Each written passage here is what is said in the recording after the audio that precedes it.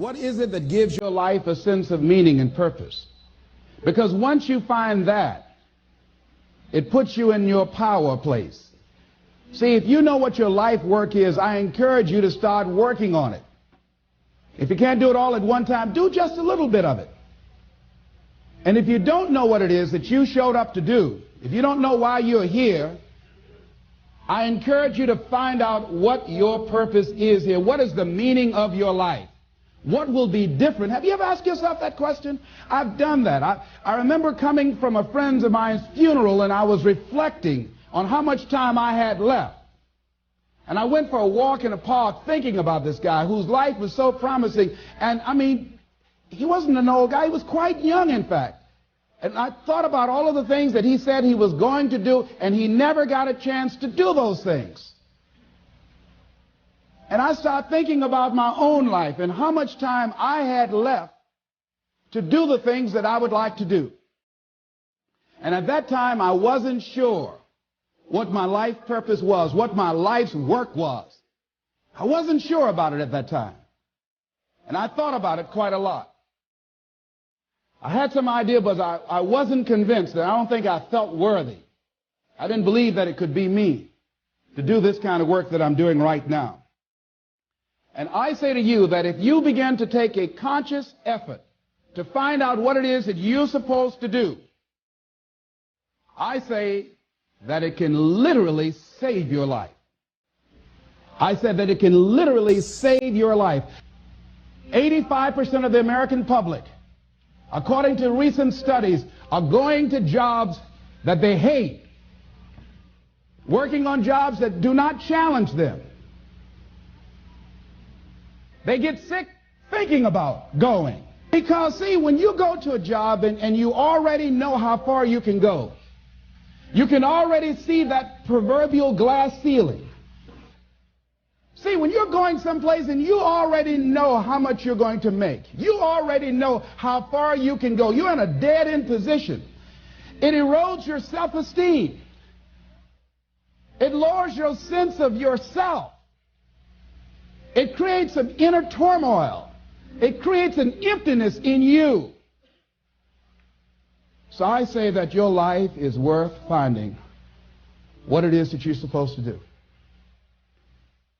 And I'm not saying quit your job. I'm saying find it and do just a little bit of it. Just start working at it just a little bit, but do find out what your work is and hold on to it, and don't let your dream go. Don't let it go. See, and here's something else I want you to begin to look at. Why is it that most people don't pursue their dreams or don't do better than what they're doing if they're capable of doing it? I think that many of us don't go the next step because we don't know what to do yet. And I say that the reason that we don't even explore the possibility of what to do is because subconsciously we don't believe that it can happen for us, and we don't believe that we deserve it. So here's what I'm suggesting. How much time do you spend working on you? How much time do you spend every day working on your dream? In the last 90 days, how many books have you read? In the last year, what new skill or knowledge have you acquired? What kind of investment have you made in you? So I'm saying that as you begin to look at where you want to go, if you want to make it today, and things are changing so fast you have to literally run to stand still, I'm saying that you've got to make some conscious effort to begin to work to develop you. Here's something else. Most people are not living their dreams because of fear, ladies and gentlemen. Fear, limited vision, and lack of self-esteem is what keep most people doing things they don't want to do.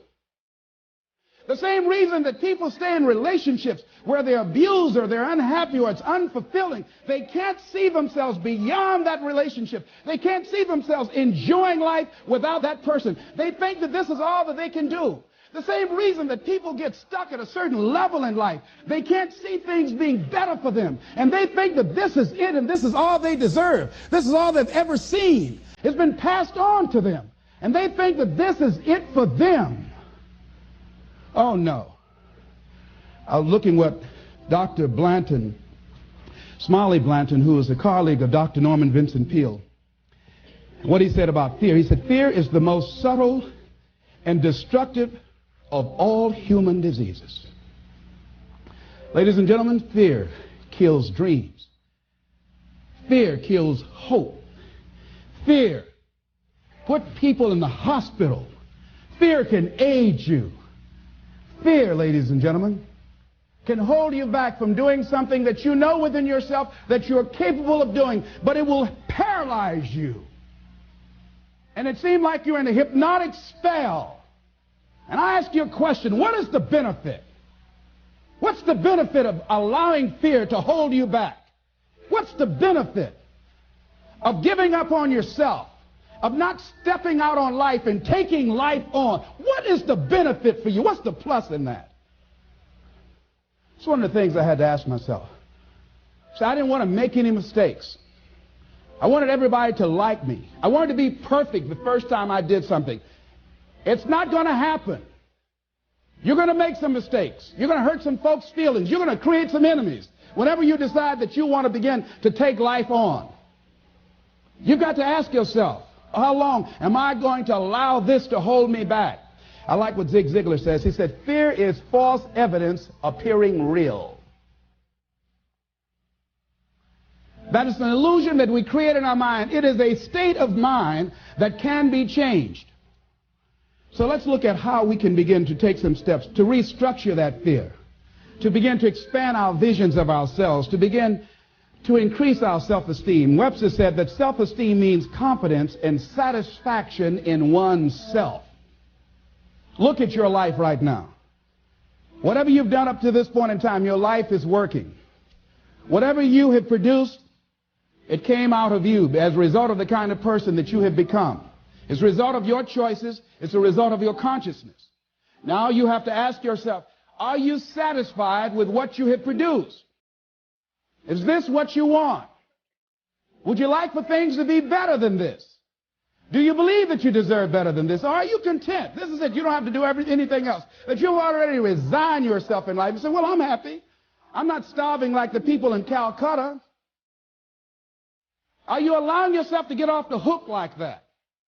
Or do you believe somewhere in the back of your mind or in your heart that there's some other great work for you to do? There's something else that life has for you. And that's why you're here. How do we handle this fear factor?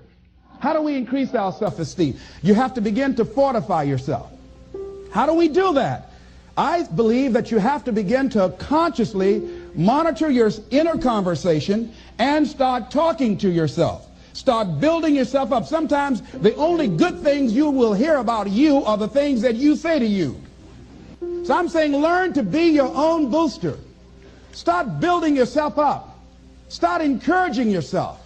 Start saying, I can do this. I can make this happen. When I started thinking about becoming a speaker, I said, yes, I can do this. I can make this happen. When I start trying to convince myself I can be a businessman after flopping and failing and losing thousands of dollars and feeling stupid and dumb and having people take advantage of me because of what I didn't know, I had to talk to myself because people were saying to me that I was dumb. And somewhere in the back of my mind, I was saying, you're right. Look at what I've done. I had to say, no, Les. Hey, come on, man. Get yourself together. You can handle this. You just haven't figured it out yet. It's all right. This is your training period. This is the tuition you have to pay for what you don't know. You can do this. Other people have done it. It doesn't take an Einstein. Get you some people that can teach you some stuff that you don't know. Get you some people that have done it successfully and learn from them. Take some seminars, workshops, read some books on how to manage a business. Change the way you see yourself and begin to tend to the personal details. Understand that nobody's going to take care of your business better than you. And when I start changing that kind of mindset of beating myself up because of my mistakes and start looking at the possibility of my doing better, of my making the adjustment that would enable me to do what I want to do successfully, things begin to change. And I'm saying, stop beating up on yourself. You do it. I know you do it. I've done it. It's a natural inclination for us to put ourselves down. See, we are born negative, I think, in a negative consciousness because we live in a negative world. Here's some other things, ladies and gentlemen. Begin to guard your mind against negative programming. Like turn off the television. Don't watch the news. So you've got to guard the kinds of things that you put in your mind. See, if you don't program your mind will be programmed, because human beings are goal-oriented. That's why we die of broken hearts early. That's why we're running through life to early graves. We're going through life, ladies and gentlemen. And I think that Henry David Thoreau said that most men live in quiet desperation. Most of us go through life running scared. So we created this in our minds, false evidence appearing real. We made it real in our minds. That's why Churchill said there's nothing to fear but fear itself. That's the destructive monster. So turn off things that can contribute to your fear.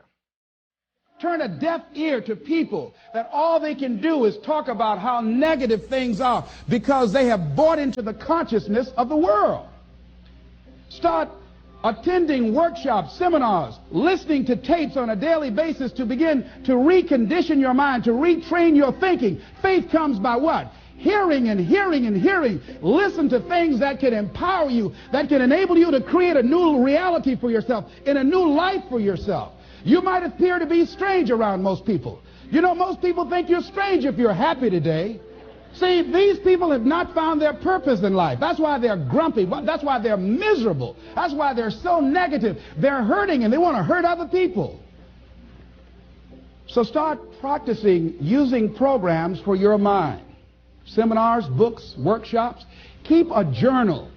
Record your thoughts. What's happening with you? Every day when you get up, have a journal near you. See, ladies and gentlemen, we get 3 to 4 thoughts a year that if we would act on those thoughts, they could change our life. What idea are you sitting on? Write your ideas down. And then, once you get that idea, take the leap. Take the leap. See, it's out here in the universe. If you don't take the plunge, I guarantee you, somebody else will. Take the plunge. Go into action. And ladies and gentlemen, you will be surprised how things will come together. You'll be surprised. Now, you're going to have some difficult challenges. I can tell you that now. Be aware of that. Things are not going to work out exactly right. For a time they will, sometimes. And that's when life is just playing a game with you. I want you to feel good and relax. But ladies and gentlemen, go into action with your dream. And don't avoid where the fights are. Get in the midst of the fight. Get knocked down so you can learn how to fight, so you can hold your position. See, most people don't get out in the arena of life because they don't want to fight. Most people don't get out there because they don't want to get knocked down. They don't want to be dropped to their knees. But see, you're going to be dropped whether you're on the field or whether or not you're sitting on the sidelines. You're going to be dropped. So at least get dropped for something. See, that's how most people are spectators in life. You don't want to be a spectator. You want to get out in the field where the action is, and you will be amazed. After the struggle, there will be a calm period, and things will begin to click for you.